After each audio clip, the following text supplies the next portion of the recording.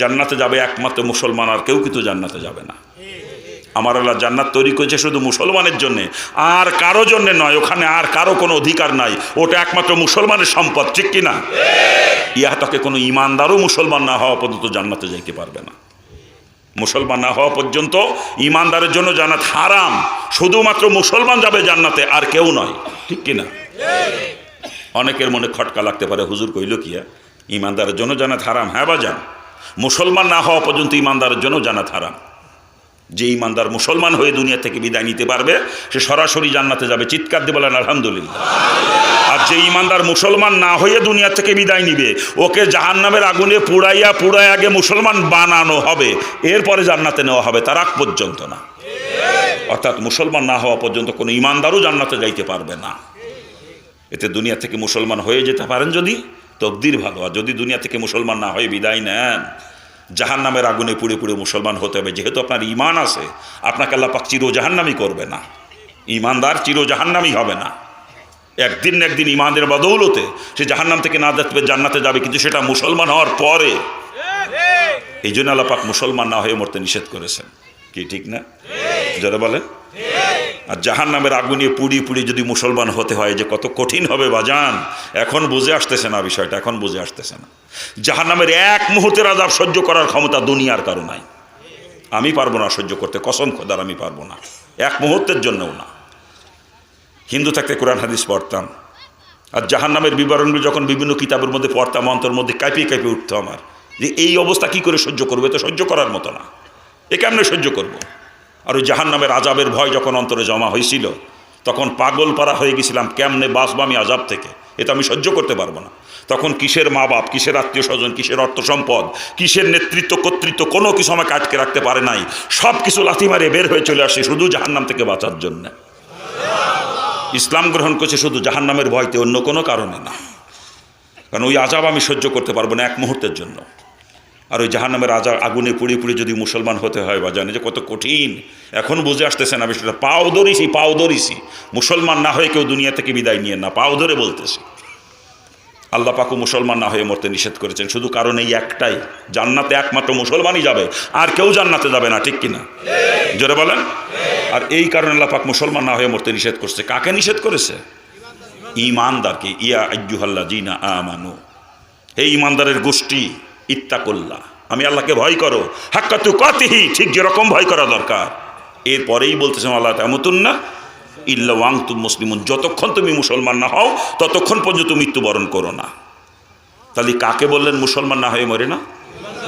ঈমানদারকে। এই কথা দ্বারা আমার বুঝে এতটুকু আসছে যে ঈমানদার আর মুসলমানের মাঝে মনে হয় কিছু পার্থক্য আছে। কি বলেন?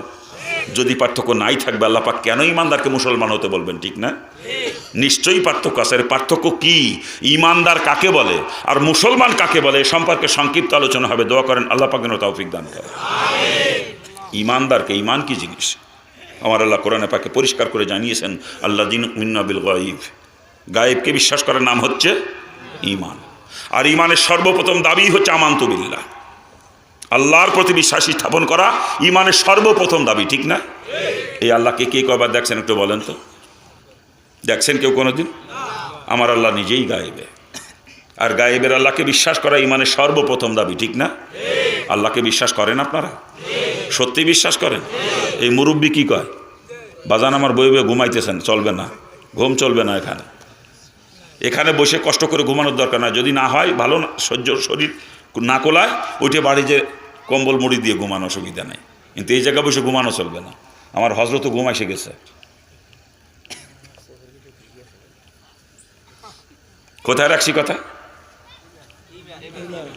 আল্লাহকে বিশ্বাস করেন আপনারা? সত্যি বিশ্বাস করেন? কেমন বিশ্বাস? হরিপদর মতো?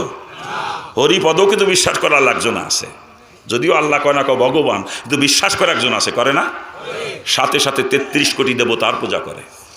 আল্লাহর যে গুণ, আল্লাহর যে ক্ষমতা, ওইগুলো আর একজনের মধ্যে দেখে, অর্থাৎ আল্লাহর সঙ্গে শরিক করে বিধায় তাদেরকে ঈমানদার বলা হয় না, বলা হয় মুশরিক, ঠিক না? যেমন ধরেন হরিপদ আল্লাহকে মানে ঠিকই, তো রিজিকের মালিক মনে করে লক্ষ্মী রে, কি ঠিক না? আচ্ছা আপনারাই বলেন, লক্ষ্মী যদি রিজিকের মালিক হয়ে থাকবে তাহলে তো মুসলমান সব না খেয়ে মরার কথা ছিল, কারণ মুসলমান লক্ষ্মী পূজা করে না। আপনাদের দেশে করে নাকি? এ দেশে মুসলমানরা লক্ষ্মী পূজা করে? তো মুসলমানদের ধনী মানুষ নাই? কি কন? কোটিপতি নাই? শিল্পপতি নাই? আবার যারা লক্ষ্মীর পূজা করে ওদের ভিতরে পরের ক্ষেত্রে কামলাগিরি করার লোক নাই? ভিক্ষা করে খায় এরকম লোক নাই? তাহলে বুঝতে হবে লক্ষ্মী রিজিকের মালিক না। লক্ষ্মী যদি রিজিকের মালিক হতো, যে তার পূজা করে তাকে কখনো অভাবে রাখতো না, আর যে তার পূজা করে না তাকে কখনো রিজিক দিত না। ঠিক কিনা? জোরে বলেন।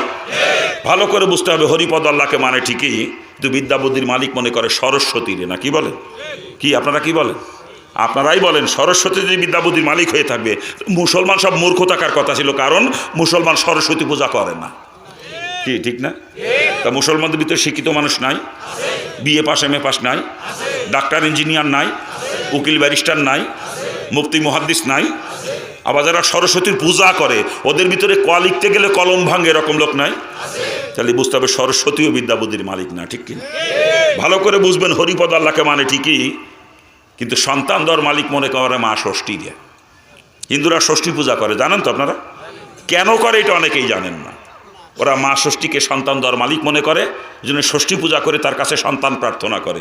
এজন্য দেখবেন কোনো হিন্দু নারী যখন গর্ভবতী হয় ওরা একটা কথা বলে, মা ষষ্ঠীর কৃপা হয়েছে। কি বলে? মা ষষ্ঠীর কৃপা হয়েছে, মা ষষ্ঠী দয়া করে পেটের মধ্যে সন্তান দিয়েছে।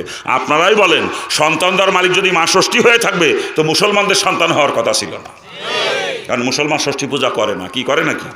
হ্যাঁ, তো মুসলমানদের সন্তান হয় না? কি মুসলমানদের সন্তান হয় না? এমন মুসলমানের সঙ্গে এক দস্তরখানায় খানা খাইছি আমি, যার 22টা সন্তান, 22 সন্তানের পিতার সঙ্গে এক দস্তরখানায় খানা খাইছি। আবার যারা ষষ্ঠী পূজা করে ওদের ভিতরে নিঃসন্তান নাই? কি নিঃসন্তান নাই? তাহলে বুঝতে হবে মা ষষ্ঠীও সন্তান দেওয়ার মালিক না। কি বলেন? ভালো করে বুঝবেন, রিজিকের মালিক লক্ষ্মী না, বিদ্যা বুদ্ধির মালিক সরস্বতী না, সন্তান দেওয়ার মালিক মা ষষ্ঠী না, সব কিছুর মালিক আমার মাওলা। আমার আল্লাহ সর্বময় ক্ষমতার অধিকারী, সর্বগুণে গুণান্বিত। এই কথার একিন 100 ভাগের 100 ভাগ অন্তরে জায়গা দিতে হবে। আল্লাহ একজন আছে, খালি এইটা বিশ্বাস করার নাম ইমান না। ও বিশ্বাস হরিপদও করে, ও মিস্টার বুশও করে। কি কথা ঠিক না? জোরে বলে। কিন্তু দুঃখ, হরিপদ আল্লাহকে মানে রিজিকের মালিক লক্ষ্মীকে মানার কারণে তাকে আমরা ইমানদার বলি না, বলি মুশরিক। ঠিক না? আজকে আমিও আপনি আল্লাহকে মানি ঠিকই, রিজিকের মালিক এক একজন এক একটারে বানায় বসে আছি। কি কন? হ্যাঁ, কেউ বানাইছি জমিন দিয়ে, কেউ বানাইছি ব্যবসারে, কেউ বানাইছি চাকরি দিয়ে, আবার কেউ বানাইছি জালাদ দৌড় নৌকারে। না কি কন? হ্যাঁ, কি কথা কন না কে? হ্যাঁ, আমাদের প্রত্যেকের অন্তরে কম বেশি এরকম ধারণা আছে এবছরে জমিনে ফসলের যে অবস্থা, কেমনে যে চলবে না আল্লাহই জানে। কি আছে না? আমরা জমিনে বানাইছি রিজিকের মালিক। কেউ কেউ চিন্তা করে ব্যবসা বাণিজ্যের বর্তমান যে পরিস্থিতি, সামনে না খাইয়েই মরা লাগে নাকি, আমরা ব্যবসারে বানাইছি রিজিকের মালিক। ঠিক না? আবার কেউ কেউ চিন্তা করে কোনো কায়দায় চাকরি যদি চলে যায় গোষ্ঠী শুদ্ধ না খেয়ে মরা লাগবে না। কি কথা ঠিক না? জোরে বলে। আমরা চাকরিরে বানাইছি রিজিকের মালিক। আবার কারো কারো ধারণা এরকম, বর্তমান নদীতে মাছের যে অবস্থা, কেমনে যে চলবে না, সামনে না খেয়ে মরা লাগে নাকি, আমরা বানাইছি নৌকা জাল রিজিকের মালিক। কি কথা ঠিক না? জোরে বলেন। এই যে গাড়িগুলা রেখিন অন্তরে বাজান, আল্লাহ না করি কি অবস্থা কেউ মারা যায় একেবারে ডাইরেক্ট জাহান্নামী, ডাইরেক্ট। আমার আল্লাহ সব গুনাহ মাফ করবে, শিরিক কখনো মাফ করবে না। যারা পরিমাণ শিরিক যদি ইমানের সঙ্গে মিশ্রিত থাকে, ওই ইমান আমার মাবুদের দরবারে গ্রহণযোগ্য নয়। শিরিক মুক্ত ইমান নিয়ে আল্লাহ পাকের দরবারে হাজির হওয়া লাগবে। ঠিক কিনা? কি জোরে বলেন। আমার আল্লাহ হরিপদর ভগবানের মতো না যে রিজিকের ব্যাপারে লক্ষ্মীর সাহায্য লাগবে। কথা ঠিক না? আল্লাহ পাক কোনো মাখলুকের সাহায্য ছাড়াই আমাদের রিজিক প্রদান করেন। কি কথা ঠিক না? জোরে বলেন। আফসোস আফসোস আফসোস। অবাজান, ওগুলো করবো সুন্নাত হিসাবে, ওগুলো করতে নিষেধ করি না কাউকে। কৃষিকাজ করা সুন্নাত, তাই কৃষিকাজ করব। ব্যবসা করা সুন্নাত, তাই ব্যবসা করব। চাকরি করা সুন্নাত, তাই করব। যে কোনো কর্ম করেন সুন্নাত তরিকায় করতে হবে। কথা ঠিক কিনা? কাজ করা সুন্নাত, তাই করব, কিন্তু ওইটার মাধ্যমে রিজিক আসে না। রিজিক দেয় কে? রিজিক দেয় কে? আরে আপনি একজন মানুষ, কতটুকু খাবার খান প্রতিদিন আপনি? আর একটা পূর্ণবয়স্ক হাতি প্রতিদিন কমপক্ষে 7.5 মণ খাবার খায়। একটা পূর্ণবয়স্ক হাতির প্রতিদিনকার খোরাক কমপক্ষে 7.5 মণ। ওই হাতিরা কয় বিঘে জমিতে কলা গাছের চাষ করে? একটাও না। কি কন? তা হাতি কি না খেয়ে মরছে একটা পাইছেন কোনোদিন? হাতিরা আপনাকে কলাপাড়া রাস্তায় এসে বোকা মিছিল বাইর করছিল কোনোদিন খোদার জ্বালায় পাইছেন কোনোদিন? হাতিদেরকে খাওয়াই কে? হাতিদেরকে খাওয়াই কে? হ্যাঁ, হাতি তো ছোট প্রাণী বাজান। সমুদ্রে এমন এমন প্রাণী বাস করে যারা এক একটা প্রাণী প্রতিদিন টনকে টন খাবার খায়। ওরকম প্রাণী একটা দুইটা না সমুদ্রে, ওরকম লক্ষ লক্ষ প্রাণীর বসবাস সমুদ্রের তলদেশে, যার প্রতিটা প্রাণী প্রতিদিন টনকে টন খাবার খায়। আচ্ছা বলেন তো ওদের কয়খান নৌকা আছে আর কয় গাছ জাল আছে? হ্যাঁ, একটাও নাই। ওদের কয় বিঘে জমি তিরি ধানের চাষ হয়? মোটেই না। কয় কি কোন বাজারে কয়টা দোকান আছে? ওদের কিসের ব্যবসা করে? ওরা শুটকির ব্যবসা করে না তো, শুটকির ব্যবসাও করে না। কি করেন? ওরা চাকরি করে কোন অফিসে বলেন তো? ওদেরকে খাওয়াই কে? ওদেরকে খাওয়াই কে? আমার আল্লাহ হায়াম জানোয়ারকে খাওয়াইতে পারে, জমিন ছাড়া, ব্যবসা ছাড়া, চাকরি ছাড়া, নৌকার জাল ছাড়া। আমার আল্লাহ পারে না? আমার আল্লাহ পারে না? আমি আল্লাহ সর্বশ্রেষ্ঠ সৃষ্টি মানুষ, কথা ঠিক কিনা? হায়াম জানোয়ারকে আল্লাহ খাওয়ায়, আমাকে আল্লাহ পারে না? আফসোস আফসোস। মুসা আলাইহিস সালামের কওমকে আল্লাহ পাক 40 বছর আসমান থেকে খাওয়াইছে, 40 বছর। সে খাবারের নাম ছিল মান্না সালোয়া। কি নাম? মান্না সালোয়া। মুসা আলাইহিস সালামের কওমের দাম আল্লাহ পাকের কাছে বেশি না মুহাম্মদ সাল্লাল্লাহু আলাইহি ওয়াসাল্লামের কওমের দাম বেশি? তো ওদেরকে আল্লাহ 40 বছর খাওয়াইছে, আমাদেরকে পারে না? তো আমাদের সেই ইয়াকিন আল্লাহ পাকের জাতের উপরে নাই। আমাদের ইয়াকিন আসবাবের প্রতি, গায়রুল্লাহর প্রতি আমাদের ইয়াকিন। এই জন্য গায়রুল্লাহর মাধ্যমে, আসবাবের মাধ্যমে আল্লাহ পাক রিজিক দিচ্ছেন। আল্লাহ পাকের জাতের উপরে ইয়াকিন যদি থাকতো, কসম খোদার, বিনা আসবাবে রিজিক আমার সামনে পৌঁছে যাইত। কি কথা ঠিক না? বান্দাবান্দি আল্লাহ পাকের প্রতি যেরকম ধারণা পোষণ করে, আল্লাহ পাক বান্দাবান্দির সাথে সেরকম মুআমালা করে। আমাদের কিনা আসবাবের প্রতি জন্য আল্লাহ পাক আসবাবের মাধ্যমে রিজিক দিচ্ছেন। যদি আল্লাহ পাকের জাতের উপরে কিন্তু একটা কসম খোদার, বিনা আসবাবে রিজিক আমার সামনে এসে পৌঁছে যাইত। কি কথা ঠিক না? জোরে বলেন। আল্লাহ বুঝ দান করুক সকলকে। জোরে বলেন না। অন্তরে হাত লাগান। প্রত্যেকের অন্তরে বিশ্বাস এরকম কম বেশি আছে। আমার বউ তো মরিয়ে গিল, খালি সময় মতো হরিপদ ডাক্তারে ভাইলাম বিলিয়ে বাসা আছে না? বিশ্বাস এরকম। আমার মেয়ের অবস্থা তো খারাপ হয়ে গেছিল, সময় মতো বরিশাল শেরে বাংলা মেডিকেল কলেজ হাসপাতালে নিলাম বিলেই বাঁচিয়েছে। কি আছে কিনা এরকম বিশ্বাস? হায়াতের মালিক কে? হায়াতের মালিক কে? সব মিথ্যে কথা বলতেছেন। অন্তরে হাত লাগাইতে বলছি এমনে এমনে না। মুখে কই হায়াতের মালিক, রিজিকের মালিক আল্লাহ, কিন্তু অন্তরে ডাক্তার। অন্তরে হায়াতের মালিক বানায় রাখছি ডাক্তার। এই কথা ঠিক না? জোরে বলেন। ও বাজান, অসুস্থ হলে ডাক্তারের শরণাপন্ন হওয়া সুন্নাত। ডাক্তার দেখানো সুন্নাত, সুন্নাত হিসাবে ডাক্তার দেখাইতে হবে। ঔষধ খাওয়া সুন্নাত, সুন্নাত হিসেবে ঔষধ খাইতে হবে। কিন্তু কসম খোদার, ডাক্তার কাউকে সুস্থ করতে পারে না। ওষুধের কোনো ক্ষমতা নাই সুস্থ করার। ডাক্তার বা ওষুধ যদি সুস্থ করতে পারতো, একই রোগের রোগী দুইজন, একই ডাক্তারের চিকিৎসা নিচ্ছে, একই ওষুধের নাম লিখছে প্রেসক্রিপশনে, ওই ওষুধ খাই একজন সুস্থ হয়ে গেল, আবার ওই ওষুধ খাওয়ার পর একজন মারা গেল। এখানে ডাক্তার বা ওষুধের ক্ষমতা থাকলে দুইজনই সুস্থ হবে, না হলে দুজনই মারা যাবে। ঠিক না? এখানে ক্ষমতা কার? এখানে ক্ষমতা কার? আমরা মুখে স্বীকার করি আল্লাহ হায়াতের মালিক, আল্লাহ রিজিকের মালিক। অন্তরে নাই বাজান, অন্তরে নাই। অন্তরে গায়রুল্লাহ ভরা। ইমানের জমিন আজকে আগাছায় ভরপুর। এই যে শিরক ইমানের মধ্যে, এই অবস্থায় মারা গেলে আপনি জাহান্নামী, আপনি জাহান্নামী, আপনি জাহান্নামী। শিরিক মুক্ত ইমান নিয়ে কবর যাওয়া লাগবে। ইমানের জমিনকে শিরিক আগাছা মুক্ত করা লাগবে, শিরিক মুক্ত করা লাগবে। আজকে আগাছায় ভরপুর ইমানের জমিন। বাজান, বড় কষ্ট লাগে মুসলমানের অবস্থা দেখে, আমার বড় কষ্ট হয়। আল্লাহ যে রিজিকের মালিক, এই কথার কিনা আজকে সাধারণ মুসলমানের মধ্যে নাই, অধিকাংশ আলেমের মধ্যেও নাই। ইল্লা মাশাআল্লাহ কিছু আছে, না থাকলে আবার দুনিয়া চলতো না। সংখ্যায় খুব সীমিত, লাখে একজন পাওয়া যাবে কিনা তার সন্দেহ আছে। কি কথা ঠিক না? আর অধিকাংশ আলেমের অন্তরের মধ্যে আল্লাহ রিজিকের মালিক এই কথার একিন নাই। তার বাস্তব প্রমাণ নেন। আমি জুম্মার মসজিদের খতিব, জুম্মার দিন মসজিদের মিম্বরে বসে বয়ান করি, এমন কোনো কথা আমার জবান দিয়ে বের হয় না যেই কথার দ্বারা চাকরি চলে যাওয়ার সম্ভাবনা আছে। আমরা খতিবের গোষ্ঠী বর্তমানে একটা বাইন মাসের মতো বয়ান করি, বাইন মাসের মতো। একটা হক কথা বলি না। হক কথা বলি চাকরি চলে যাবে না, আর চাকরি চলে গেলে খাবা নাকি, না খেয়ে মরা লাগবে না। এই জন্যে হক কথা বলি না, চাকরি বাঁচানো ওয়াজ করি খতিবের গোষ্ঠী আমরা। ও তো চাকরির রিজিকের মালিক বানাইছে তো মুশরিক। এই ওর পিছনে নামাজ পড়ে গোষ্ঠী শুদ্ধ জাহান্নামে যাবেন, গোষ্ঠী শুদ্ধ। ওরে ঘাট ধাক্কা দিয়ে বিদায় করেন আগে মসজিদ থেকে। রসুলের পরিষ্কার হাদিস, জানি শুনে যে হক কথা করেন, এটা হলো বোবা শয়তান। এটা কি? বোবা শয়তান। আমার বাপের ঘরের কথা না, রসুলের হাদিস। রসুল বলছেন ওগুলো বোবা শয়তান, যারা জানি শুনে হক কথা কয় না। আর কোনো বোবা শয়তানের পিছনে নামাজ হয়? এই কোনো বোবা শয়তানের পিছনে নামাজ হয়? তো ওগুলো বিদায় করেন না, কারণ ঘাট ধাক্কা দিয়ে বিদায় করেন না মসজিদ থেকে। ওদেরকে ঘাট ধাক্কা দিয়ে নামাই দিয়ে যারা হক কথা বলতে পারে তাদেরকে মসজিদে জায়গা দেন। তো চাকরি বাঁচানো ওয়াজ করে, ক্ষতি বইছে বিয়া কেলে। এখন আইনুদ্দিনের গজল মনে পড়ে যায়, চাকরির ভয় করো যদি ছেড়ে দাও ওই না গদি। বিয়া কেলে ঘুষি গদি একা কারণ দখল করে বই রয়েছে, খতিব সাজিছে বদমাইশ, অত একটা হক কথা কয় না। ও বয়ান করার সময় একবার সভাপতির দিক তাকায়, একবার সেক্রেটারির দিক তাকায়, একবার ক্যাশিয়ারের দিক তাকায়, কোন নেতা আবার বেজার হয়ে যায়। কি কথা ঠিক না ভুল হচ্ছে? জোরে কর। এই বিয়াক্কেল, তুই না একজন আলেম, তোর নবী কি বলছে? ইন্নাল উলামা ওয়ারাসাতুল আম্বিয়া, নিশ্চয়ই আলেম নবীদের ওয়ারিস। বিয়াক্কেল, তোর নবী কবে হক কথা বলতে দ্বিধাবোধ করছে? বিয়াক্কেল, তুই নিজেকে আলেম বলে পরিচয় দাও, নবীর ওয়ারিস দাবি করো, আর হক কথা কইতে তোর ঠ্যাং কাঁপে, তোর গুলি করে মারা উচিত ছিল। ওগুলো আলেম নামের কলঙ্ক। ওলামায়ে কেরাম রাগ করেন না, আমার অন্তরে বড় ব্যথা। আমি হিন্দুর বাচ্চা, আমি হিন্দুর ঘরে জন্মিছি, আপনি মুসলমানের সন্তান, তা আপনি আলেম হয়েছেন। আপনি এই আপনার ইমান, এই চাকরি আপনারে খাওয়াই দেবি আজকেলে, ওই চাকরি আপনারে খাওয়ায়, লাথি মারেন ওই চাকরিতে। যে এই চাকরি করতে যে হক কথা বলা যায় না, ওই চাকরি করা হারাম।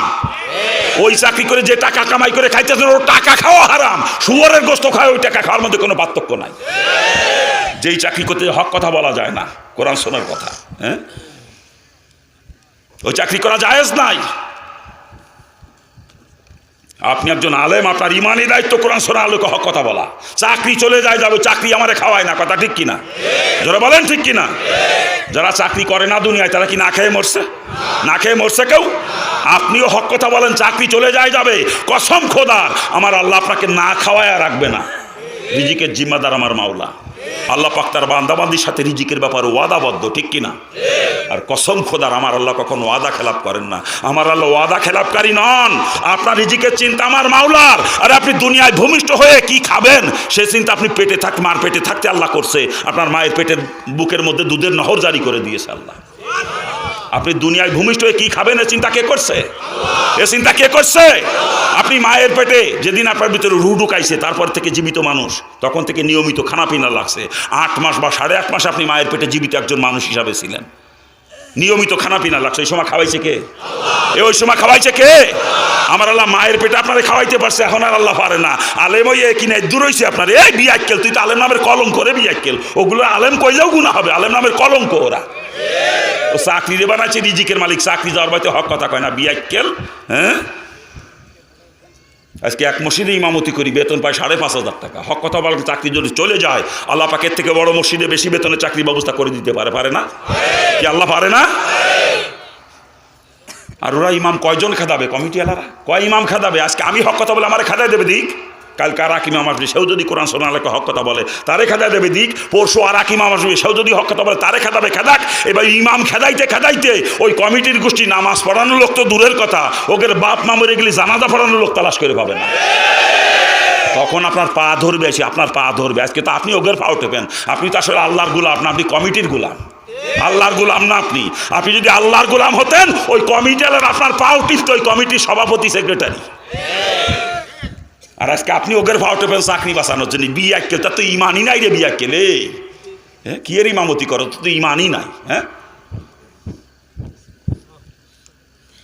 আজকে আমরা অধিকাংশ আলেম হচ্ছি গোল আলু মার্কা। গোল আলু মার্কা, গোল আলু চিনেন? ও সব জায়গায় কাটে, বত্তায় কাটে, বাজিতে কাটে, চচ্চড়িতে কাটে, মাছের মধ্যে কাটে, গোষ্ঠের মধ্যে কাটে, ডাইলের মধ্যে কাটে, খিচুড়ির মধ্যেও কাটে। কি ঠিক না? জোরে বলেন। আমরা অধিকাংশ আলেম হচ্ছি বর্তমানে গোল আলু মার্কা। সুদ করে সাথে তালে তাল মিলিয়ে চলি, ঘুষ করে সাথে তালে তাল মিলিয়ে চলি, নাস্তিকের গোষ্ঠীর সাথে তালে তাল মিলিয়ে চলি, বদমাইশের সাথে তালে তাল মিলিয়ে চলি আমরা, ঠিক না? আল্লাহ পাক আমাদের গোল আলুর গোষ্ঠীর আগে হেদায়াত দান করুক। আরে জোরে কন্যা আমিন। বাংলাদেশে যত আলেম, বিশ্বের অন্য কোনো দেশে এত আলেম নাই, কথা ঠিক না? লক্ষ লক্ষ মসজিদের দেশ বাংলাদেশ, লক্ষ লক্ষ মাদ্রাসার দেশ বাংলাদেশ, কোটি কোটি আলেমের দেশ বাংলাদেশ, ঠিক কিনা? যেই দেশে শতকরা 92 জন মুসলমান এবং কোটি কোটি আলেম, এই কোটি কোটি আলেমের দেশ, শতকরা 92% মুসলমানের দেশ আজকে পরিচালিত হচ্ছে কুফরি গণতন্ত্র দিয়ে। যেই গণতন্ত্রের মূল কথাই হলো জনগণ সমস্ত ক্ষমতার উৎস। By the people, for the people, of the people, এটা গণতন্ত্রের মূল থিওরি, ঠিক না? কি জোরে বলেন? আর আল্লাহর কোরআন কি কয়? ইন্নাল্লাহা আলা কুল্লি শাইইন কাদির। সমস্ত ক্ষমতার উৎস কে? কোরআন কয় সমস্ত ক্ষমতার উৎস আমার আল্লাহ, আর গণতন্ত্র কয় সমস্ত ক্ষমতার উৎস জনগণ। যদি কেউ গণতন্ত্রে বিশ্বাস করে, অর্থাৎ আল্লাহকে বাদ দিয়ে যদি কেউ জনগণকে ক্ষমতার উৎস মনে করে, তার ইমান আছে? তার ইমান আছে? গণতন্ত্র কোনো মুসলমান বিশ্বাস করতে পারে না। যে এই কুফরি গণতন্ত্র দিয়ে এই 92% মুসলমানের দেশ, কোটি কোটি আলেমের দেশ ওই কুফরি গণতন্ত্র দিয়ে পরিচালিত হচ্ছে। দেশের আলেমরা কি করে কিয়ামত আল্লাহ পাকের সামনে জবাব দিবে, রসুলের সামনে মুখ দেখাবে? আমার বেরেনে ধরে না। আমরা আলেমের গোষ্ঠীকে হেদায়েত পাইতাম এদেশে 100 বছর আগে, ইসলামকে আমি 100 বছর আগে। ইসলাম যে কায়েম হয় না জন্য দায়ী আমরা আলেমরা, সাধারণ পাবলিক দায়ী না। এ ব্যাপারে আমরা আলেমের গোষ্ঠী দায়ী। আল্লাহ পাক আমাদের আলেম সমাজকে আগে হেদায়েত দান করুন। আরে জোরে কান না। আমি খারাপ লাগতেছে আপনাদের? খারাপ লাগে বাজান? আমার অন্তরে বড় ব্যথা, বড় কষ্ট আমার অন্তরে। বেশি কথা বলতেছি আপনাদেরকে, বেশি কথা বলতেছি জাহান্নাম থেকে বাঁচানোর জন্য, অন্য কোনো উদ্দেশ্য না। একটা কথাও বলি না। আপনি একজন আলেম, আপনার একিন থাকবে আল্লাহ পাকের জাতের উপরে। ওই চাকরি আমারে খাওয়ায় না। আমি হক কথা বলবো, চাকরি চলে যায় যাবে। কথা ঠিক কিনা? জোরে বলেন ঠিক কিনা? আল্লাহ পাক সকলকে বুঝ দান করুক। জোরে বলেন না। আমি কি আলোচনা করবো কান? হ্যাঁ, কি আলোচনা করব? আফসোস, আফসোস, আফসোস। আমার আল্লাহ হরিপদর ভগবানের মতো না। আমার আল্লাহ স্বয়ং সম্পূর্ণ, সর্বময় ক্ষমতার অধিকারী, সর্বগুণে গুণান্বিত। এই কথার একিন 100 ভাগের 100 ভাগ অন্তরে জায়গা দিতে হবে। এর নাম হচ্ছে ইমান। শুধু মুখে স্বীকার করার নাম ইমান না। মুখে স্বীকার করার নাম ইমান না। মুখে তো স্বীকার করাই লাগবে, অন্তর থেকে বিশ্বাস করা লাগবে, কাজে পরিণত করে দেখাই তবে এর নাম হচ্ছে ইমান। ইকরার বিল লিসান, তাসদিক বিল জিনান, আমল বিল আরকান, 3টা সমন্বয় হচ্ছে ইমান। আমরা মুখে স্বীকার করি আল্লাহ হায়াতের মালিক, আল্লাহ রিজিকের মালিক, অন্তরে নাই। আল্লাহ পাকে মুখের বিশ্বাসটা, স্বীকৃতিটাকে অন্তরে জায়গা দেওয়ার তৌফিক দান করুক। জোরে বলে না। যতদিন পর্যন্ত এই অন্তরে বিশ্বাস পয়দা না হবে ততদিন পর্যন্ত আমলে পরিণত করা সম্ভব না। যেই জিনিসের বিশ্বাস অন্তরে না হয় ওই জিনিস কখনো মানুষ আমলে আনতে পারে না। আল্লাহ পাক সকলকে মুখের স্বীকৃতি অন্তরে জায়গা দেওয়া তৌফিক দান করুন। আবার শুধু আল্লাহ সম্পর্কে বিশ্বাস করা ইমানের শেষ কথা নয়। গায়েবের যত খবর নবী রাসূলরা নিয়ে আসছে সমস্ত খবরকে 100 ভাগের 100 ভাগ বিশ্বাস করা লাগবে। ঠিক কিনা? জোরে বলেন। কি জোরে বলেন? ঠিক কিনা? আমি চোখ দিয়ে দেখতেছি সামনাসামনি, আমার সামনে ঘটতেছে ঘটনা। আমার এই দেখার মধ্যে ভুল হতে পারে, মিথ্যা হতে পারে, কিন্তু আসমানি যে খবর নবী রাসূলরা নিয়ে আসছে এই খবরের মধ্যে বিন্দু পরিমাণে সন্দেহ নাই। চিৎকার দিয়ে বলেন ঠিক কিনা? জোরে বলেন।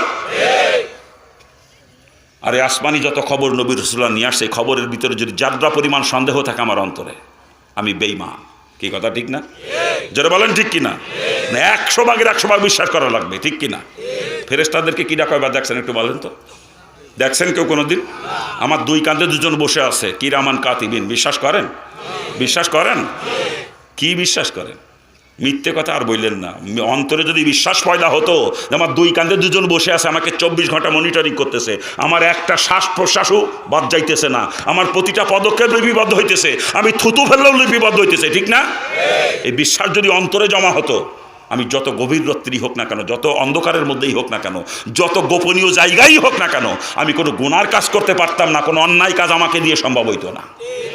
কারণ 24 ঘন্টা আমাকে মনিটরিং করতেছে। কথা ঠিক না? যারা বলেন ঠিক কিনা?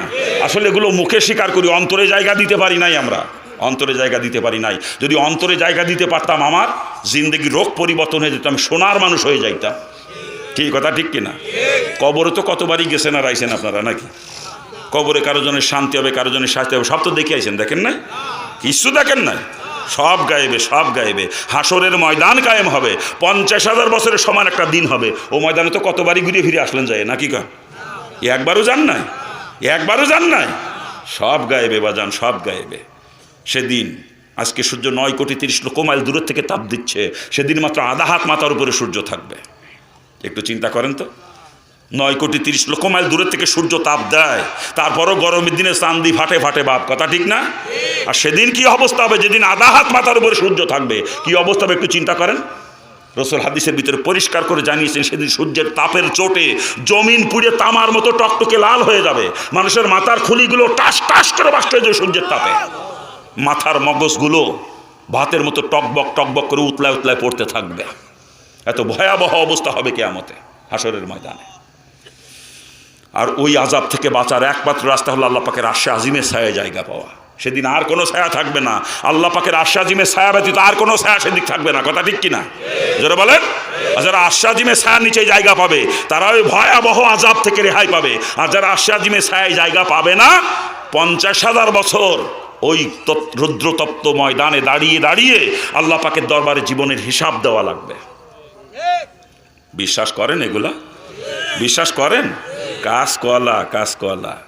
এই বিশ্বাস যদি অন্তরে জমা হতো তো যেই 7 শ্রেণীর মানুষ আরশ আজিমের ছায়ায় জায়গা পাবে আমিও তাদের মধ্যে একজন হয়ে যাইতাম। কই সে চেষ্টাও তো আমাদের মধ্যে নাই, আছে বলেন? ওই 7 শ্রেণীর ভিতরে আমি যে একজন হব সেই চেষ্টাও তো আমার মধ্যে নাই। আসলে এগুলো অন্তরে জায়গা দিতে পারি নাই, মুখে স্বীকার করি অন্তরে জায়গা দিতে পারি নাই। কথা ঠিক না? জোরে বলেন ঠিক কিনা? এরপর একটা ব্রিজ পার হওয়া লাগবে, এরপর একটা ব্রিজ। আপনাকে মহিপুর ব্রিজের মতো না, আপনাকে মহিপুর ব্রিজের কি জানো, যে আলিপুর মহিপুর, ওই ব্রিজের মতো না বাজান। সরকার যমুনা সেতু বানাইছে, ওটার মতোও না। পদ্মা সেতু প্রায় শেষের পথে, ওটার মতোও না বাজান। ও ব্রিজের বিবরণ রাসূল হাদিসের ভিতরে দিয়েছেন, একজন মানুষ যদি একাধারে চলতে থাকে যত দূরে যাইতে পারবে তার থেকেও লম্বা হবে ব্রিজটা। একাধারে 30,000 বছর যদি চলতে থাকে, এই 30,000 বছর ধরে চলে একটা মানুষ যত দূরে যাইতে পারবে তার থেকেও লম্বা হবে ব্রিজ। চুলের থেকেও চিকুন হবে, খুরের থেকেও ধার হবে। ব্রিজের পাশে কোনো ধরনই দেওয়া নাই যে ধরে ধরে পার হবে, এরকম কোনো ব্যবস্থা নাই। আবার জায়গাটার বিবরণ রাসূল হাদিসের ভিতরে দিয়েছেন, জায়গাটা হবে অমাবস্যা রাত্রি থেকে বেশি অন্ধকারাচ্ছন্ন। একটু চিন্তা করেন তো বিষয়টা নিয়ে। অমাবস্যা রাত্রি থেকে বেশি অন্ধকার, নিকোয়াশ কালো অন্ধকার। ওই অন্ধকারের মধ্যে চুলের থেকেও চিকুন, খুরের থেকেও ধার। ওই ব্রিজের উপর দিয়ে, যে ব্রিজের পাশে কোনো ধরনই দেওয়া নাই, ওই ব্রিজের উপর দিয়ে এই 3.5 হাত গাড়ি নিয়ে আমাকে আপনাকে পার হওয়া লাগবে, এই গাড়ি চালাইয়া। একটু চিন্তা করেন, ওই ব্রিজ কেউ নিজের ইচ্ছা পার হতে পারবে? যে ব্রিজ চুলের থেকেও চিকুন, খুরের থেকেও ধার, ওই ব্রিজ কেউ নিজের ইচ্ছা পার হতে পারবে? আল্লাহ পাক যাকে কুদরতের সাহায্যে পার করবে সেই ব্রিজ পার হয়ে ওপারে পৌঁছাবে, সে জান্নাতি হবে। ব্রিজের ওপারে হলো জান্নাত। হাসরের ময়দান এবং জান্নাতের মাঝখানে হলো জাহান্নাম। ওই জাহান্নামের উপর দিয়ে হলো ব্রিজটা। জান্নাতে যাইতে গেলে ওই জাহান্নামের উপর দিয়ে ব্রিজ পার হয়ে ওপারে পৌঁছানো লাগবে। আর কেউ নিজের ইচ্ছায়ও ব্রিজ পার হতে পারবে না। আল্লাহ পাক যাকে কুদরতের সাহায্যে পার করবে সেইও ব্রিজ পার ওপারে যাবে, সে জান্নাতি হবে। আর যাকে আল্লাহ পাক কুদরতের সাহায্যে পার করবে না সব জাহান্নামী। চিৎকার দিয়ে বলেন নাউজুবিল্লাহ। আর আল্লাহ পাক কাকে পার করবে ওই ব্রিজ কুদরতের সাহায্যে? রাসূল হাদিসের মধ্যে তাও জানিয়ে দিয়েছেন, যেই ব্যক্তি 5 ওয়াক্ত নামাজ সময় মতো গুরুত্ব সহকারে আদায় করবে আমার আল্লাহ তাকে বিজলির আকারে ব্রিজ পার করে দিবে, বিজলির আকারে। রাসূল হাদিসের মধ্যে বিজলি শব্দটা ব্যবহার করেছেন কেন? মানুষের যাতে বুঝতে সহজ হয়। বিজলি আকাশের এক কোনায় চমকায়, মুহূর্তে আর এক কোনায় যে শেষ হয়ে যায় দেখা যায় না। কথা ঠিক না? জোরে বলেন। তো ওই রকম 5 ওয়াক্ত নামাজের প্রতি যিনি যত্নবান হবেন, সময় মতো গুরুত্ব সহকারে 5 ওয়াক্ত নামাজ যিনি আদায় করবেন, উনি পুলসিরাতের কিনারে গিয়ে দাঁড়াবেন, আল্লাহ পাক কুদরতের সাহায্যে বিজলির আকার ওপারে নিয়ে পৌঁছে দিবেন। আর যারা নামাজের প্রতি যত্নবান হবে না, নামাজের প্রতি যাদের গুরুত্ব নাই, এদেরকে আল্লাহ পাক কুদরতের সাহায্যে ওই ব্রিজ পার করবে না, তারা সব জাহান্নামী, সব জাহান্নামী। চিৎকার দিয়ে বলেন নাউজুবিল্লাহ। ওই ব্রিজ কি আমার আপনার সামনে না পিছনে? ব্রিজ আমার আপনার সামনে না পিছনে? হ্যাঁ। আর ওই ব্রিজ পার হওয়ার একমাত্র হাতিয়ার হলো 5 ওয়াক্ত নামাজ। ঠিক কিনা? যারা বলেন ঠিক কিনা? মানে এই বিশ্বাস যদি কারো অন্তরে থাকে যে ওই ব্রিজ আমার সামনে, ওই ব্রিজ পার হওয়ার একমাত্র হাতিয়ার 5 ওয়াক্ত নামাজ, ওই ব্রিজ পার না হলে আমি জান্নাতে যাইতে পারবো না, এই বিশ্বাস যদি কারো অন্তরে পয়দা হয়, সে কখনো নামাজ কাজা করতে পারে? তার নামাজ কখনো কাজা হয়? কিন্তু আজকে মুসলমান নামাজ পড়ে কই? অধিকাংশই তো বেনামাজি বর্তমান, অধিকাংশ মুসলমানই বেনামাজি। আর যাও নামাজ পড়ে তার মধ্যে অধিকাংশ খালি শুক্রবার জুম্মার নামাজটা পড়ে, আর বাদ বাকি খবর নাই। কথা ঠিক না? ওই দেখেন শুক্রবার জুম্মার টাইমে মসজিদের সামনে দিয়ে রাস্তা বন্ধ করিয়ে, গাড়িগুলো সব বন্ধ করে ধুয়ে রাস্তার পথে চট বিছিয়ে নামাজ পড়ে, মসজিদে ধরে না। কি কথা ঠিক না? ধরে বলেন। কিন্তু ওই মসজিদে ওক্তিয়া নামাজে যায় দেন গিয়ে 1 কাতার উপরে না। কি কথা ঠিক না? জোরে বলেন। আফসোস আফসোস আফসোস। সপ্তাহে 1 ওয়াক্ত নামাজ পড়ে মুসলমানরা। এর এই সপ্তাহে 1 ওয়াক্ত নামাজ হলো খ্রিস্টানদের জন্য, আর যে মুসলমান তার জন্য প্রতিদিন 5 ওয়াক্ত নামাজ। ঠিক কিনা? জোরে বলেন। সপ্তাহে 1 ওয়াক্ত নামাজ কাদের? খ্রিস্টানদের। আর মুসলমানের প্রতিদিন 5 ওয়াক্ত নামাজ। কথা ঠিক না? জোরে বলেন। তা আজকে যারা সপ্তাহে 1 ওয়াক্ত নামাজ পড়ে ওদের নাম দিছি আমি, ওদের টাইটেল দিছি নব খ্রিস্টান। আমার নব মুসলিম কয় না, ওই নামের সাথে লেহেন লাগছে নব মুসলিম। লেহে না? কই লাগছে না?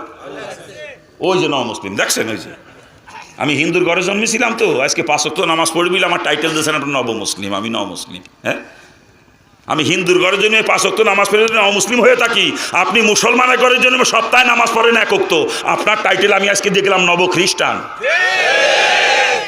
এই সপ্তাহে 1 ওয়াক্ত নামাজ যারা পড়ে সব জাহান্নামী, চিৎকার দিয়ে বলেন নাউজুবিল্লাহ। এরা জান্নাতে গেলে আমার রসুল মিথ্যাবাদী হবে, রসুলের হাদিস মিথ্যা হয়ে যাবে। আর কসম খোদার, রসুলের কোনো হাদিস কখনো মিথ্যা হবে না, রসুল কখনো মিথ্যাবাদী হবে না। অর্থাৎ সপ্তাহে 1 ওয়াক্ত নামাজি কখন জান্নাতে যাবে না।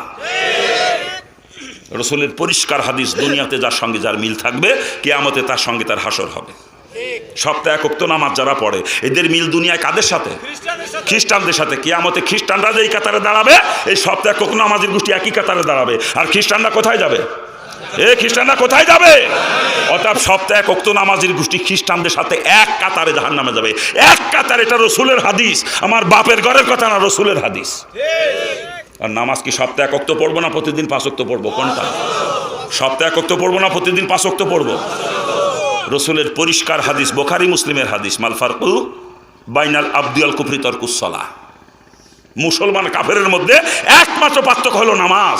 অর্থাৎ মুসলমান নামাজ পড়ে, আর নামাজ যে পড়ে না সে হলো কাফের। কাফের আর মুসলমানের মধ্যে কি পার্থক্য? একমাত্র পার্থক্য নামাজ। কথা ঠিক কিনা? অন্য হাদিসের মধ্যে রসুল বয়ান করেছেন, নামাজ যে পড়ে না ইসলামে তার কোনো অংশ নাই, সে ইসলাম থেকে খারিজ হয়ে যায়।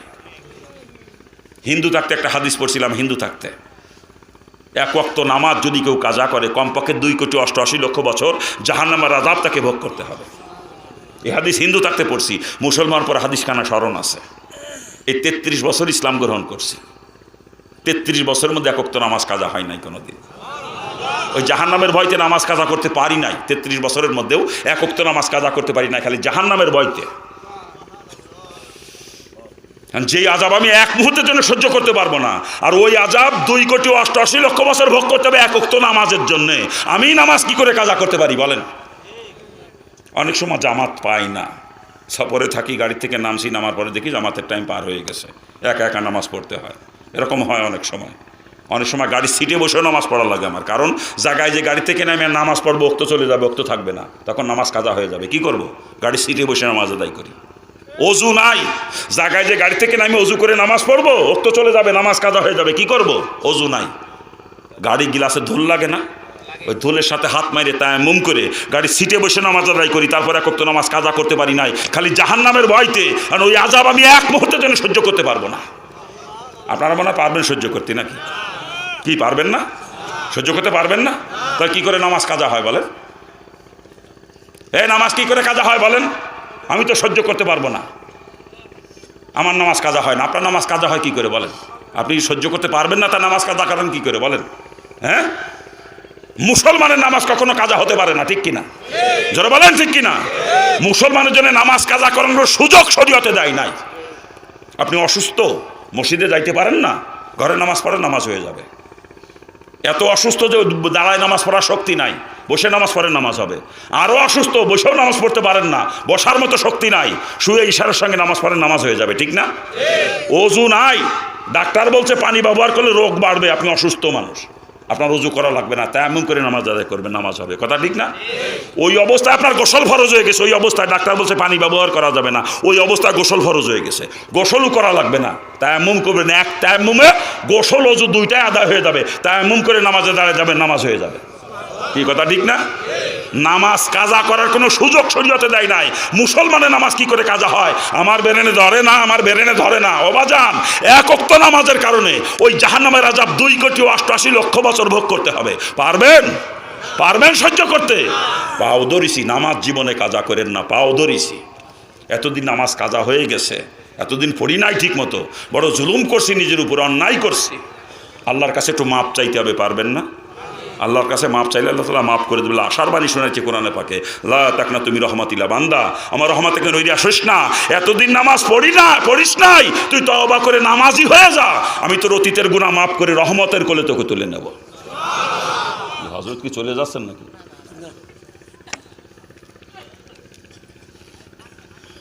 কোথায় রাখছি কথা? নামাজ জীবনে কাজা করব না, নিয়ত করা যায় না। একটু চোখের পানি ফেলে মাবুদের দরবারে কাঁদবো, পারবো না? চোখের পানি চোখ থেকে বের হয়ে গড়ায় নাকের আগে আসার আগে আল্লাহ তাআলা মাফ করে দিবে। নামাজ যে পড়িনি, এটা আল্লাহ পাকের হক নষ্ট করছি, ঠিক না? এটা কি হকুল্লাহ? কার হক? আল্লাহর হক। নামাজ পড়ি না, রোজা রাখি না, এগুলো আল্লাহর হক নষ্ট করছি। আর আল্লাহর হক, আল্লাহর কাছে যদি বান্দা মাপ চাইতে পারে, মাপ চাওয়ার মতো চাইলে অবশ্যই আল্লাহ তাআলা মাফ করবেন, ঠিক না? কিন্তু কোনো বান্দা বান্দির হক যদি নষ্ট করে থাকে, অর্থাৎ যেটাকে হকুল ইবাদ বলে, এইটা কিন্তু আল্লাহর কাছে যত কান্দাই কান্দেন না কেন, আমার আল্লাহ কখনো এটা মাফ করবে না, ওই বান্দা বান্দি মাফ না করা পর্যন্ত, ঠিক কিনা? কি জোরে বলেন ঠিক কিনা? হকুল ইবাদের ব্যাপারে খুব সতর্ক হওয়া লাগবে বাজান, খুব সতর্ক। জীবনে যদি কারো কোনো দিন কোনো হক নষ্ট করে থাকি আর জাহান্নাম থেকে বাঁচতে মন চায়, ওই মামলা নিষ্পত্তি দুনিয়া থেকে করে যাওয়া লাগবে। কিয়ামতের দিন হকুল ইবাদের মামলা থেকে কেউ রেহাই দিবে না, কেউ না। অতএব কিয়ামতের ময়দানে যদি কেউ হকুল ইবাদের মামলায় একবার থাকে, কোনো নবীরও ক্ষমতা নাই তাকে জাহান্নাম থেকে বাঁচাবে, কোনো নবীও পারবে না, একেবারে ডাইরেক্ট জাহান্নামী, ডাইরেক্ট। কারণ কিয়ামতের দিন কেউ মাফ করবে না, এটা কেউ মাফ করবে না। যেদিন একটা নেকি দিয়ে কেউ সাহায্য করবে না। আপনার হাসরের ময়দানে নেকি যদি ওজন হচ্ছে, একটা নেকি কম পড়ে গেছে, আল্লাহ পাক সুযোগ দিবে, তুই একটা নেকি জোগাড় করে আন, তোকে আমি জান্নাতে দিয়ে দেবো। সারা হাসরের ময়দান ঘুরে আপনি কারো কাছে একটা নেকি সেদিন পাইবেন না, কারো কাছে না। মার কাছে একটা নেকি চাইলে মা আপনাকে সন্তান মিলে অস্বীকার করবে। বাপের কাছে নেকি চাইলে বাপ বলবে, দুনিয়াতে বিয়েই করেছিলাম না, আমার কোনো ছেলে মেয়ে ছিল না, তুই আবার কিনা।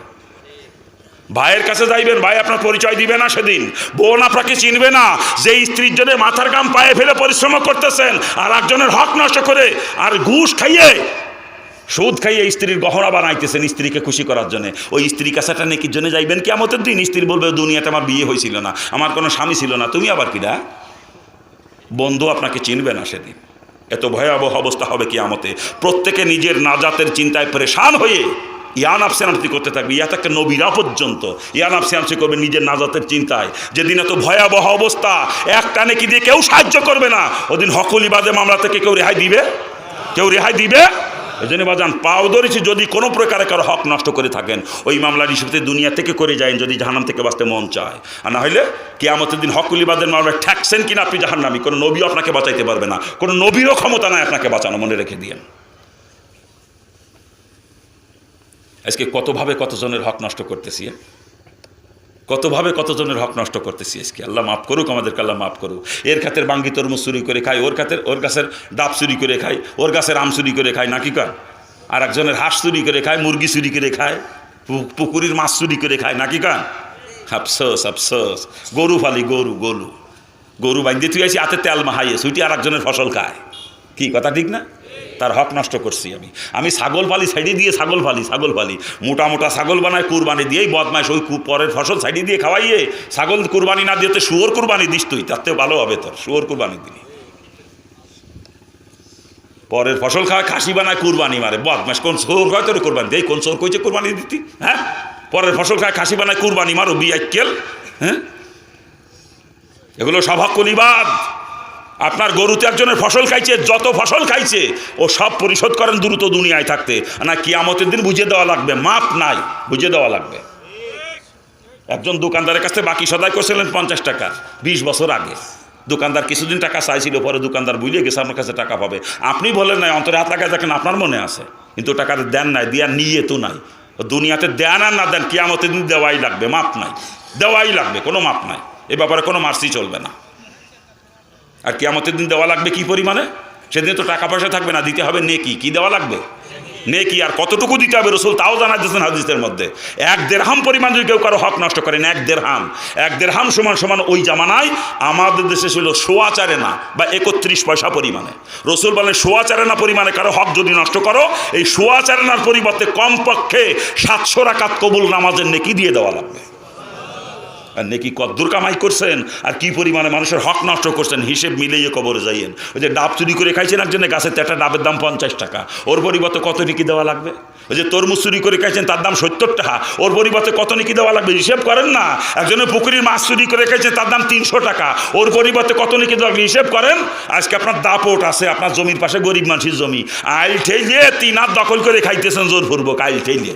ওই 3 হাত জমির বাজারে কত মূল্য আছে, ওর পরিবর্তে কত নেকি দেওয়া লাগবে? হিসেব মিলে কবরে যাইয়েন। কিয়ামতের দিন নেকি দিয়ে হক আদায় করার পরে নেকি যদি বাড়তি থাকে, জান্নাতে যাইতে পারবেন। আর নেকি যদি শেষ হয়ে যায়, যাদের হক থাকবে আপনার উপরে, ওদের গুনার বোঝা আপনার ঘাড়ের উপরে চাপাইয়া আপনাকে জাহান্নামে নিক্ষেপ করা হবে, মনে রেখে দিয়ে।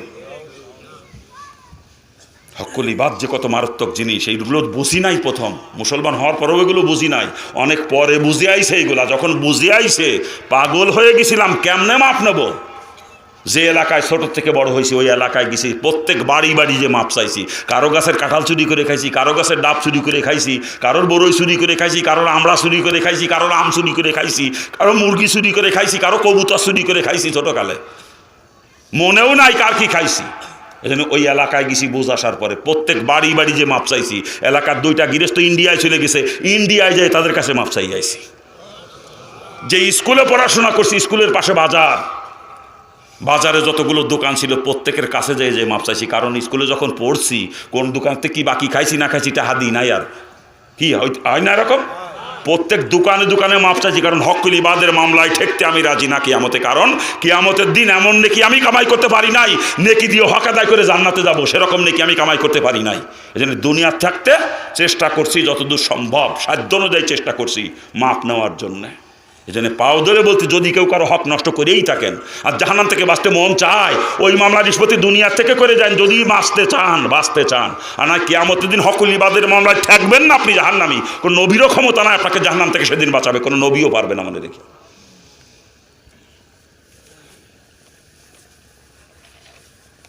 খারাপ লাগতেছে নাকি? হ্যাঁ, আরও কতভাবে কতজনের হক নষ্ট করি। বর্তমান শরীকের সম্পত্তি তো দেয়ই না ভাগ ঠিক মতো। বাইরা বাপের সম্পত্তি সব নিজের নামে রেকর্ড করে নেয় চলে বলে কৌশলে। বোনের সম্পত্তির ভাগ বর্তমানে দেয়ই না। বোনরা এসে চেয়ারম্যানের ফাও ধরে, মেম্বারের ফাও ধরে কান্দে, কয় আমার বাপের সম্পত্তিতে আমার বঞ্চিত করিছে। চেয়ারম্যান সাহেব বিচার করেন। চেয়ারম্যান সাহেব কী বিচার করবে? রেকর্ড হয়েছে ওর নামে। কি কথা ঠিক না? চেয়ারম্যান সাহেব কী বিচার করবে? ও বাজান, এই যে শরীকের সম্পত্তি ফাঁকি দিয়ে খাইতেছেন, বুঝিয়ে দেওয়া লাগবে কিয়ামতে, মাপ নাই, বুঝে দেওয়া লাগবে। আবার কত বাপ আছে খালি ভাইরা বোনরে ফাঁকি দেয় তা না, বাপে মেয়েরে ফাঁকি দিয়ে ছেলেকে নামে দলিল করে দেয়। উনি যাবে হজ করতে, হজের টাকাও জমা দিয়েছে, মনে মনে চিন্তা করে যাবো তো যদি ফিরে আসতে না পারি, এক পয়সালা করিয়ে থুয়ে যায়। তাড়াতাড়ি করে কি মেয়েগুলোরে ফাঁকি দিয়ে জমি জায়গা ছেলের নামে দলিল করে থুয়ে উনি কোনাকুনি চলে যায় পশ্চিমমুখ। মক্কা মদিনাতে ঘুরে আসে, নামের সাথে লাগায় আলহাজ, ওরে টেলা আজি সাহেব না করি সেইটি আগুন নয়। আমি কি এই ও বদমাইশ সাজি না, ওইটি 1 নাম্বারের পাজি। ও যদি মসজিদে যায় ওরা জুতো পিটা করে মসজিদে বার করে দেবেন। আমি কই ওগুলো বোম্বাই আছি। ও যখনই মেয়েকে ফাঁকি দিয়ে ছেলে নামে সম্পত্তি দলিল করে দিয়েছে, সাথে সাথে বদমাইশ কাফের হয়েছে। সাথে সাথে সম্পত্তির মিরাস বন্টন করেছে কে? আল্লাহ কোরআনে পাকে ভাগ করে দিয়েছে কার সম্পত্তি কে কতটুকু পাবে। কোরআনের একটা ফায়সালারই অস্বীকার করে ওটা বিনা দলিলে কাফের। কথা ঠিক কিনা? আমার আল্লাহর বাগর পছন্দ হয় নাই, ও মেয়েরে ফাঁকি দিয়ে ছেলে নামে দলিল করে দিয়েছে, এই ওটা কাফের। ও কাফের অবস্থা গেছে হজ করতে। কাফের আবার হজ কিসের? ও কাফের আবার হজ কিসের? ও কোরআনের ফয়সালা অস্বীকার করে, আল্লাহ পাকের ফয়সালাকে অস্বীকার করে ও ছেলের নামে লিখে দিয়ে মেয়েকে ফাঁকি দিয়ে গেছে হজ করতে। এই কাফের অবস্থায় হজ করতে গেছে। ওরা আবার কিসের রাজা? ওগুলো হাজিনা, ওগুলো 1 নাম্বারের পাজি। ওগুলো জুতো পিটায় মসজিদে বার করবেন, জুতো পিটাইয়ে। আল্লাহ না করি কি অবস্থা যদি মারা যায়, কসম খোদার কাফের অবস্থায় মরবে, কসম খোদার। ওর বাসার একটাই রাস্তা খোলা আছে সামনে এখন, ওই যে ছেলের নামে সম্পত্তি দলিল করে দিয়েছে, ছেলের পা ধরে ছেলের কাছ থেকে মেয়ের অংশ ফিরেই নিয়ে মেয়েরে বুঝিয়ে দিয়ে যদি মরতে পারে তওবা করে, তালি ওর ইমান নিয়ে মরার আশা আছে। আর না এই যে কোরআনের ফয়সালা অস্বীকার করেছে, কাফের হয়েছে, তওবা না করে অবস্থায় মারা গেলে কসম খোদার ও হাজী সাহেব বলে কাফের হয়ে মরবে, ও কোনো মুফতি মুহাদ্দিস হলে কাফের হয়ে মরবে, ও পীর সাহেব বলেও কাফের অবস্থায় মরবে। পরিষ্কার মাসালা। আল্লাহ পাক সকলকে বোঝার তৌফিক দান করুন। আপনার এই এলাকার মানুষ এত খারাপ না, আপনাকে এলাকার মানুষেরা এগুলো করে না, আমার এলাকায় করে, তাই শুনাইতেছি আপনাদেরকে আর কি। আবার কোনো বাপ আছে আল্লাহ পাক ছেলে সন্তান দেয় নাই, 3টে মেয়ে দেশে, উনি করে কি মরে যাওয়ার পরে বাতি যারা সম্পত্তির ভাগ ধরবেন, বাতিরা দত্তি যাতে না পারে উনি বুদ্ধিমানি করে বাইসে থাকতে মেয়েদের নামে সম্পত্তি ভাগ করে লিখে দেয় সব, ঠিক না? উনি আল্লাহতে বড় বুদ্ধিমান হয়েছে, বদমাইশ নাউজুবিল্লাহি মিন যা লেখে। ওইটা হচ্ছে ডবল কাফের, ওইটা ডবল কাফের। যারকে আল্লাহ পাক ছেলে সন্তান দেয় নাই, শুধু মেয়ের সন্তান দিয়েছে, তার সম্পত্তিতে বাতিজাদের অংশ কে দিয়েছে? এই বাতিজাদের অংশ কে দিয়েছে? আল্লাহ নিজে ভাগ করে দিয়েছে। বাতিজা কতটুক পাবে আল্লাহ নিজে ভাগ করে দিয়েছে। আর বদমাইশ আল্লাহর উপর দিয়ে বুদ্ধিমানি করিছে যাতে বাতিজা ধরতেই না পারে মরার পরে। কত বড় বুদ্ধিমান আমার আল্লাহতেও বড় বুদ্ধিমান এই বদমাইশ নাউজুবিল্লাহি মিন যালিক। ওটা ডবল কাফের, ওই বদমাইশ ডবল কাফের। এই অবস্থা মারা গেলে কাফের অবস্থায় মরবে এবং চির জাহান্নামী। ওর কোনোদিনও জাহান্নাম থেকে বাঁচার কোনো পথ নাই, কারণ বেঈমান অবস্থায় মরবে, কাফের অবস্থায়। আর কাফের কোনোদিনও জাহান্নাম থেকে নিস্তার পাবে না। যে ঈমান নিয়ে মারা যাবে, বদ আমলের সাজা শাস্তি খাইতে একদিন সে জান্নাতে যাবে, কিন্তু যে বেঈমান অবস্থায় মরবে সে কোনোদিনও জাহান্নাম থেকে নিস্তার পাবে না। ওগুলো চির জাহান্নামী, একেবারে চির জাহান্নামী। আজি সাহেব হইলেও চির জাহান্নামী, ও মুফতি মুহাদ্দিস হইলেও চির জাহান্নামী বদমাইশ। খারাপ লাগতেছে আপনাদের নাকি? খারাপ লাগে বাজান? এসব আপনাকে এলাকায় নাই, আপনাদেরকে শোনাইতেছি আর কি। তা যে কথা বলতেছিলাম বাজান, কোথায় ছিল কথা আমার? খেয়াল আছে কোথায় ছিল কথা? বলতেছিলাম হকুল ইবাদ আর হকুল্লাহ, দুইটা নিয়ে বলতেছিলাম। আল্লাহর হক নষ্ট করছি, নামাজ পড়ি না, যদি একটু চোখের পানি ফেলে কাঁদতে পারি অবশ্যই আল্লাহ মাফ করবে, ঠিক না? কিন্তু বান্দার হক আল্লাহ কখনো মাফ করবে না। ওই বান্দা বান্দি মাফ না করা পর্যন্ত যতই আল্লাহর কাছে কাঁদেন না কেন, আল্লাহ পাক এটা মাফ করবে না। কথা ঠিক না? যারা বলেন ঠিক কিনা? তা আমরা একটু নামাজ যে পড়ি না এতদিন, আল্লাহর কাছে একটু কানবো, চোখের পানি ফেলে, পারবো না? কি পারবো? আর আগামী জিন্দেগিতে নামাজ কাজা করব না। আর অতীতে যে নামাজ কাজা হয়ে গিয়ে এগুলো সময় সুযোগ মতো আদায় করে দেওয়ার চেষ্টা করব। কি বলেন? কি পারবো তো ইনশাল্লাহ?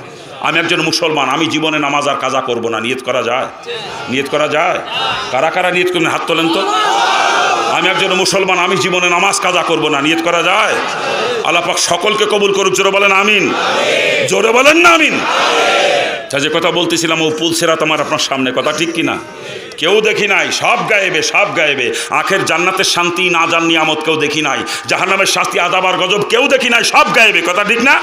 যে গায়েবের যত খবর নবী রাসূলরা নিয়ে আসছে, এইগুলাকে 100 ভাগ বিশ্বাস করা লাগবে। এর নাম হচ্ছে ঈমান।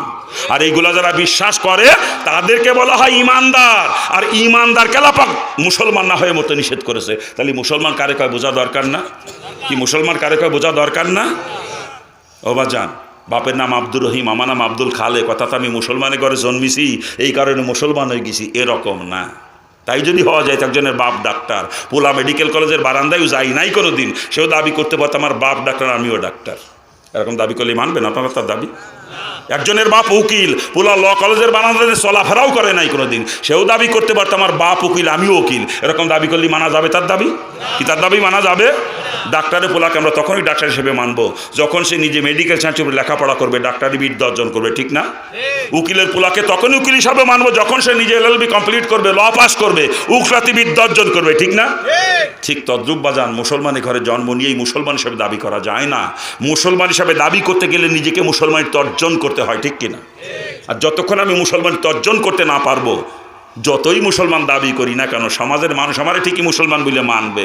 বাংলাদেশ সরকারের আদমশুমারির খাতায় আমার নামটা মুসলমানের দপ্তরে ঠিকই থাকবে, কিন্তু আল্লাহ পাকের দপ্তরে আমি অতক্ষণ মুসলমান না যতক্ষণ আমি মুসলমান অর্জন করতে না পারবো। ও ভাই যান, কই যান? চলে যাচ্ছেন রাগ করে? এই লোকজন উঠেছে, আয় কই? ব্যাপার বুঝলাম না তো, কি হয়েছে? হ্যাঁ,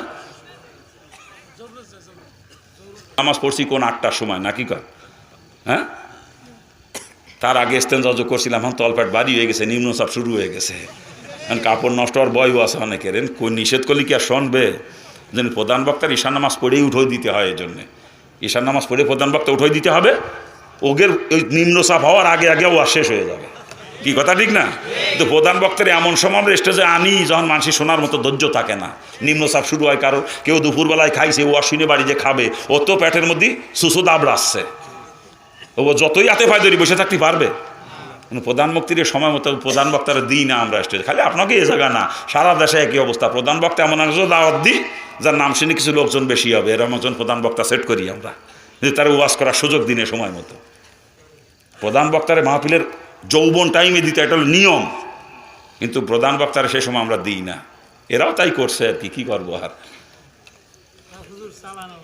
কোন জায়গায় রাখছি কথা? কোথায় রাখছিলাম কথা? বলতেছিলাম মুসলমানের ঘরে জন্ম নিয়েই মুসলমান হওয়া যায় না। মুসলমান থেকে নিজেকে মুসলমান অর্জন করা লাগে, ঠিক কিনা? যারা বলেন ঠিক কিনা? আরে জন্মসূত্রে কখনো ধর্ম পাওয়া যায় না। জন্মসূত্রে যদি ধর্ম পাওয়া যাইতো, নূহ আলাইহিস সালামের বেটা কেনান মুসলমান হইতো, আর আজরের বেটা ইব্রাহিম আলাইহিস সালাম মূর্তি পূজক হইতো। কি ঠিক না? জন্মসূত্রে ধর্ম পাওয়া যায় না, ধর্ম নিজেকে অর্জন করতে হয়, কথা ঠিক কিনা? আর যতক্ষণ আমি নিজে ইসলামকে অর্জন করতে না পারবো, আমি মুসলমানের অর্জন করতে না পারবো, ততক্ষণ পর্যন্ত আমি মুসলমান না। কি কথা ঠিক কিনা? যেটা বলে আবার গরু খাই জন্মের খাওয়া, এই কারণে মুসলমান হয়ে গেছে আমি তাও না। আরে গরু খাইলে যদি মুসলমান হওয়া যাইতো, শকুনই তো সব থেকে বড় মুসলমান। মানে আমি আর আপনি কত মশলাপাতি দিয়ে সিদ্ধ করে রান্না করিয়ে নরম বানায় খাই গরু, এরপরে পেটের মধ্যে যে কত অসুবিধা ঘটায় কতজনের, ঠিক না? কারো অ্যালার্জি সাথে, কারোর আবার প্রেশারে ধাক্কা মারে, কারোর গ্যাস বাড়ে, কারোর আম সাথে, কারোর কষা হয় না, ঠিক না? কি গরু তো অসুবিধা ঘটায় না? নরম করে সিদ্ধ করে রান্না করে খায়, তারপরেও অসুবিধা ঘটায়। আর বেচারা শকুন কিন্তু কাঁচা খাইয়ে হজম করে। গরু খাইলে যদি মুসলমান হওয়া যাইতো, শকুন আমার আপনার থেকে বড় মুসলমান হইতো। কি কথা ঠিক না? আরে বর্তমানে হিন্দুরা জন্মের খাওয়া খায় গরু, তবে প্রকাশ্যে খায় না, গোপনে খায়। ওই কুরবানি আসার 1 সপ্তাহ 10 দিন আগেই বন্ধু বান্ধবরা দাওয়াত দেয়, তো এই কুরবানির দিন যাবানে কিন্তু তোদের বাড়ি, রাতে একটু গভীরলি যাবানে, যাতে কেউ না দেখে। কি ঠিক না? আপনার বাড়ি কুরবানির দিন একজন মুসলমান আইসে মেহমান, আপনি তার কুরবানির গোস্ত দিয়ে খানা দিয়েছেন, 2 টুকরা গোস্ত দিচ্ছেন আগে, পরে আর 8 টুকরা দিতে গেলে দেখবেন কি করে, এই আদিস না পারতেছি না। কিন্তু হিন্দুর সামনে দিয়ে দেখেন 1.5 কেজি 2 কেজি সেটি দেয় একা। কি কথা ঠিক না? তেমনি গরু খাইলে যদি মুসলমান, তাহলে ওগুলো সবই মুসলমান। কথা ঠিক কিনা? জোরে বলেন ঠিক কিনা? গরু খাইলেই মুসলমান হওয়া যায় না বাজান। আবার চেনুর মাথা কাটছি বলে আমি মুসলমান হয়ে গেছি তাও না। চেনুর মাথা কাটা বোঝেন আপনারা? আরবিতে বলে সুন্নাতে খতনা, বাংলায় কয় মুসলমানি। আপনাদের দেশে কি কয়? মুসলমানই কয়। আমার এলাকায় মুসলমানই কয়, কিন্তু গ্রাম এলাকায় দেখছি গ্রাম্য মহিলারা গ্রাম্য ভাষায় চেনুর মাথা কাটাও কয়। একদিন এক পুকুর কাটি দেখি কয় মহিলা এক জায়গায় এরকম কবলা করে, অমুকির ফোলা চেনুর মাথা কাটছে, অমুকির ফোলা চেনুর মাথা কাটছে, এরকম কবলা করে মহিলা। আমার কাছে কথাটা শুনতে খুব মজা লাগছিল, এই জন্য আমি কই মাঝে মাঝে কথাটা আর কি। আরে বর্তমানে ডাক্তাররা পরীক্ষা নিরীক্ষা করে পাইছে যে পুরুষের শরীরে বর্তমানে এমন কিছু রোগের সৃষ্টি হচ্ছে, যেই রোগের একমাত্র ট্রিটমেন্ট হলো খতনা, এর বিকল্প কোনো চিকিৎসা নেই। এই জন্যই বর্তমান ডাক্তারদের পরামর্শ মোতাবেক অনেক হিন্দু বৌদ্ধ খ্রিস্টানরাও খতনা করাইতেছে রোগের থেকে মুক্তি পাওয়ার জন্য, ঠিক না? তা খতনা করাইলে যদি মুসলমান হবে, তাহলে ওগুলো সবই মুসলমান। কি কথা কেন না কে? জন্য খতনা করাইলেই মুসলমান হওয়া যায় না বাজান। মুসলমানের ঘরে জন্ম নিয়েই মুসলমান হওয়া যায় না, গরু খাইলেই মুসলমান হওয়া যায় না, খতনা করাইলেই মুসলমান হওয়া যায় না। মুসলমানের সাইজ একটু আলাদা। তাহলে মুসলমান কারে কয় বোঝা দরকার না? কি বোঝা দরকার না? মুসলমান ওই ব্যক্তি যার ঈমান আছে, সুন্নাত তরিকায় জিন্দেগি চলে, সেই হচ্ছে মুসলমান। A to Z, up to bottom, থুতুবেলা থেকে শুরু করে জাতিসংঘ পর্যন্ত যেইখানে একজন মুসলমান অবস্থান করবে, তার ওইখানকার জিন্দেগি চলতে হবে সুন্নাত তরিকায়। যার জিন্দেগি সর্বসেক্টরে সুন্নাত তরিকা বা রসুলের তরিকা এখতিয়ার করে চলে এবং ঈমান আছে, সেই হচ্ছে মুসলমান। এই কথাটাই আল্লাহ কোরআনে পাকের মধ্যে বোঝানোর চেষ্টা করেছেন বিভিন্ন জায়গায় বিভিন্নভাবে। ইন্নাল্লাযিনা আমানু ও আমিলুস সলিহাত, এই 2টা গুণ যার মধ্যে আছে, সেই হচ্ছে মুসলমান। আর এরাই যাবে জান্নাতে, আর কেউ না, আর কেউ না। এদের সম্পর্কে আল্লাহ পাক খোশখবরি শোনাইছেন বিভিন্ন জায়গায় বিভিন্নভাবে। এক জায়গায় বলতেছেন কানাত লাহুম জান্নাতুল ফিরদাউসি নুজুলা, আর এক জায়গায় বলতেছেন জান্নাতুন তাজরি মিন তাহতিহাল আনহার। কি এদের সম্পর্কে না? যাদের ভিতরে 2টা গুণ আছে, যার ঈমান আছে, নেক আমল করে। কথা ঠিক না? এখন নেক আমল কারে কয়? রসুলের তরিকায় কাজ করার নামই হচ্ছে নেক আমল। পায়খানা প্রস্রাব নেক আমল যদি রসুলের তরিকায় হয়, খানা খাওয়া নেক আমল যদি রসুলের তরিকায় হয়, ব্যবসা নেক আমল যদি রসুলের তরিকা হয়, ঘুম নেক আমল রসুলের তরিকায় যদি হয়, চাকরি নেক আমল যদি রসুলের তরিকায় হয়, পক্ষান্তরে নামাজ রসুলের তরিকায় না হলে নামাজও নাফরমানি, রোজা রসুলের তরিকায় না হলে রোজাও নাফরমানি, ঠিক না? এক কথায় যেই কাজের মধ্যে রসুলের তরিকা আছে, ওটা রসুলের তরিকায় করলে নেক আমল, আর রসুলের তরিকার খেলাপ হলে ওটাই আল্লাহ পাকের নাফরমানি, ঠিক না? আর যেই কাজের মধ্যে রসুলের তরিকা নাই, আমার রসুল যেটা কোনোদিন করেন নাই বা করতে বলেন নাই, ওইটা কোনোদিনও নেক আমল বানানো সম্ভব না। ওটা ডাইরেক্ট নাফরমানি, মুসলমানটার কাছেও কখনো যাইতে পারে না, ঠিক কিনা? তাহলে যার ঈমান আছে নেক আমল করে, অর্থাৎ যার ঈমান আছে সুন্নাত তরিকায় জিন্দেগি চলে, সেই হচ্ছে মুসলমান। আর এরাই যাবে জান্নাতে, আর কেউ না, আর কেউ না। আর একজন মুসলমানের জিন্দেগিতে, একজন মানুষের জিন্দেগিতে এমন কোনো সেক্টর নাই যেই সেক্টরের মধ্যে রসুলের তরিকা নাই। কথা ঠিক না? কি আপনারা কি বলেন? থুতু ফেলার মধ্যে কি রসুলের তরিকা আছে? থুতু ফেলার মধ্যে আছে, নাক পরিষ্কার করার মধ্যে আছে, খানা খাওয়ার মধ্যে, পায়খানা প্রস্রাবের মধ্যে, ঘুমের মধ্যে, কি সব জায়গায় আছে। দাঁত মাজার মধ্যে, কান পরিষ্কার করার মধ্যে, হাতে পায়ের নখ কাটার মধ্যে, গোপদাড়ি কাটা ছাটার মধ্যে, মাথার চুল কাটা ছাটার মধ্যে, বগলের পশম, নাভি নিচের পশম পরিষ্কার করার মধ্যে। এমন কোনো সেক্টর একজন মানুষের জিন্দগিতে নাই যেই সেক্টরের মধ্যে রসুলের তরিকা নাই। পোশাক পরিচ্ছদের মধ্যে, চেহারা সুরতের মধ্যে আছে, বিবাহ শাদীর মধ্যে আছে, স্ত্রীর সঙ্গে মিলামিশার মধ্যে সন্তান লালন পালনের মধ্যে, আত্মীয়দের সঙ্গে আচরণের মধ্যে, প্রতিবেশীর সঙ্গে আচরণের মধ্যে, বিধর্মীদের সঙ্গে আচরণের মধ্যে, ব্যবসার মধ্যে, চাকরির মধ্যে, কৃষিকাজের মধ্যে, রাজনীতির মধ্যে। এমন কোন সেক্টর একজন মানুষের জিন্দগিতে নাই যেই সেক্টরের মধ্যে রসুলের তরিকা নাই। আর যার ইমান আছে সর্ব সেক্টরে রসুলের তরিকা এখতিয়ার করে চলে, সেই হচ্ছে মুসলমান।